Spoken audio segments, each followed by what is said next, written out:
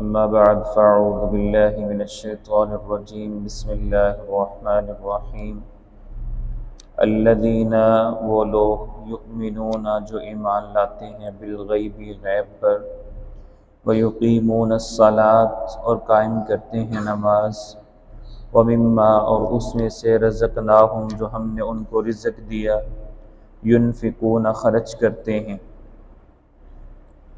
الذین یؤمنون بالغیب اور وہ لوگ جو غیب پر ایمان لاتے ہیں۔ اس کے حوالے سے کل کی گفتگو میں آپ کے سامنے چند باتیں عرض کر دی۔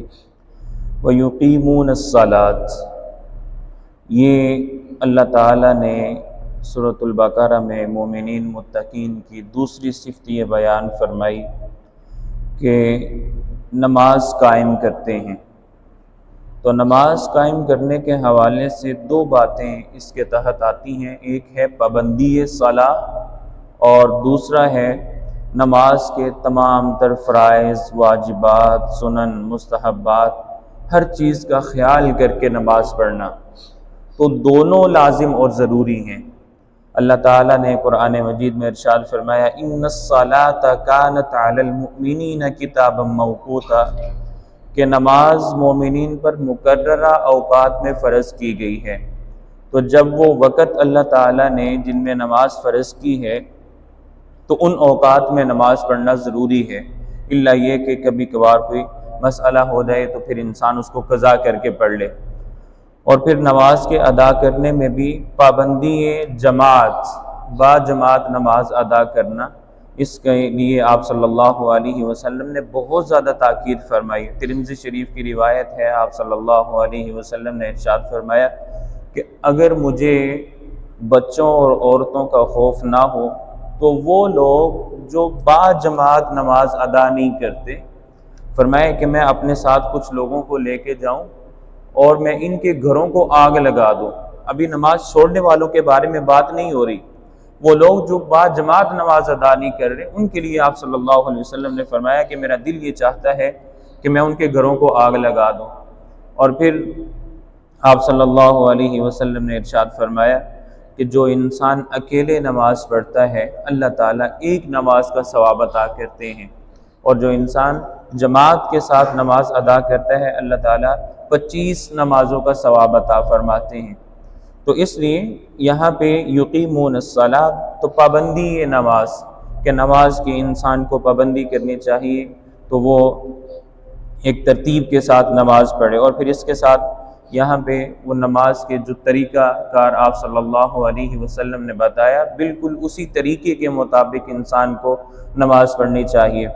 آپ صلی اللہ علیہ وسلم مسجد نبوی میں تشریف فرما تھے کہ ایک آدمی آیا، اس نے آ کے نماز پڑھی اور وہ آپ صلی اللہ علیہ وسلم کے پاس بیٹھ گیا۔ آپ صلی اللہ علیہ وسلم نے فرمایا تمہاری نماز نہیں ہے، جا کے دوبارہ نماز پڑھو۔ تو وہ گیا، دوبارہ نماز پڑھی اور پھر آ گیا۔ آپ صلی اللہ علیہ وسلم نے فرمایا تمہاری نماز نہیں ہوئی، دوبارہ جاؤ نماز پڑھ کے آؤ۔ وہ پھر گیا، پھر نماز پڑھ کے آیا۔ آپ صلی اللہ علیہ وسلم نے پھر فرمایا تمہاری نماز نہیں ہوئی، جا کے دوبارہ نماز پڑھ کے آؤ۔ تو اب جب تیسری دفعہ آپ صلی اللہ علیہ وسلم نے یہ ارشاد فرمایا تو اب وہ صحابی عرض کرنے لگے اللہ کے رسول مجھے سمجھ نہیں آ رہا کہ میں کیا غلط کر رہا ہوں، تو آپ مجھے بتا دیں کہ میں کیا غلطی کر رہا ہوں نماز میں، تاکہ میں اپنی نماز کو ٹھیک کر لوں۔ آپ صلی اللہ علیہ وسلم نے ارشاد فرمایا کہ تم نماز پڑھنے میں جلدی کر رہے ہو، رکوع اور سجدوں کے درمیان جو استراحت ہے تم اس کا خیال نہیں کر رہے، تو جاؤ جا کے اس چیز کا خیال رکھو اور پھر نماز پڑھو۔ تو یہاں پہ یقیمون الصلاۃ اللہ تعالیٰ کے جو مومنین اور متقین بندے ہیں تو وہ نماز کی پابندی بھی کرتے ہیں اور نماز کو پورے ارکان کے ساتھ اور اس کے فرائض، واجبات اور مستحبات کا خیال کرتے ہوئے پڑھتے ہیں۔ آگے فرمایا وَمِمَّا رَزَقْنَاهُمْ يُنْفِقُونَ اور اس میں سے جو ہم نے ان کو رزق دیا ينفقون خرچ کرتے ہیں۔ تو یہاں پہ اللہ تعالیٰ نے فرمایا کہ رزقناہم، انفاق فی سبیل اللہ، اللہ تعالیٰ کے راستے میں خرچ کرنے کی تلقین کی، اور فرمایا کہ اللہ کے جو نیک بندے ہیں تو وہ اللہ کے راستے میں خرچ کرتے ہیں۔ تو اب یہاں پہ اللہ تعالیٰ نے یہ تو خرچ کرنے کے حوالے سے ذہن سازی کر دی کہ انسان کے پاس جو کچھ بھی ہے تو اس کو یہ ذہن میں رکھنا چاہیے کہ یہ اللہ کا دیا ہوا ہے، اس میں انسان کا کوئی کمال نہیں ہے۔ ذالک فضل اللہ یؤتیہ من یشاء، کہ اللہ تعالیٰ جس کو چاہتا ہے وہ اپنا فضل عطا کرتا ہے۔ اور انسان کے پاس جو کچھ بھی ہے، اور یہ کسی بھی حوالے سے انسان کے پاس علم ہے، مال ہے، دولت ہے، کچھ بھی ہے، تو وہ اللہ تعالیٰ کا دیا ہوا ہے۔ اور پھر فرمایا کہ اللہ کے دیے ہوئے میں سے مما، اس میں سے کچھ خرچ کرنا ہے۔ تو اب یہاں پہ اللہ تعالیٰ نے دو صفات بیان کی، ایک اقامت الصلاۃ اور دوسرا انفاق فی سبیل اللہ۔ تو حالانکہ جب انسان ایمان لے کے آتا ہے تو ایمان لانے کے بعد تو بہت سی عبادات ہیں جو انسان کو کرنی ہوتی ہیں، یہاں پہ صرف انہی دو کا ذکر کیوں کیا گیا؟ تو وہ اس وجہ سے کہ انسان جو بھی کام کرتا ہے اس کا تعلق یا تو انسان کی ذات کے ساتھ اور اس کے بدن کے ساتھ ہوتا ہے، یا پھر اس کے مال کے ساتھ ہوتا ہے۔ تو جو بدنی عبادات ہیں یا وہ عبادات جن کا انسان کی ذات کے ساتھ تعلق ہے، ان میں سب سے اہم عبادت نماز ہے۔ تو جب اللہ تعالیٰ نے نماز کا ذکر کر دیا تو اب نماز کے تحت ساری کی ساری عبادات شامل ہو گئی۔ اور پھر اس کے بعد اللہ تعالیٰ نے انفاق فی سبیل اللہ کا ذکر کیا، تو ایسی تمام عبادات جو مالی عبادات ہیں تو وہ اس کے تحت شامل ہوگی۔ گویا اللہ تعالیٰ نے نماز اور انفاق فی سبیل اللہ کو بیان کر کے ساری کی ساری عبادات اس میں شامل کر دی۔ اب یہاں پہ اس آیت میں دو چیزیں سمجھنے والی ہیں۔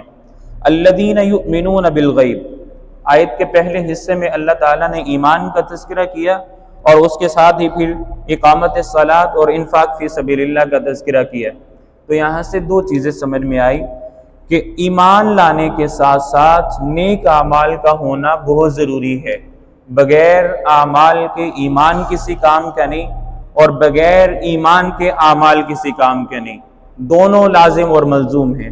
کہ اللہ تعالیٰ نے قرآن مجید میں جہاں پہ بھی پھر مومن انسان کو جو ہے وہ ایمان کے حوالے سے پکارا، فرمایا ان الذین آمنوا وعملوا الصالحات، کہ ایمان اگر لے کے آئے ہیں تو اس کے ساتھ اعمال صالحہ کا ہونا ضروری ہے۔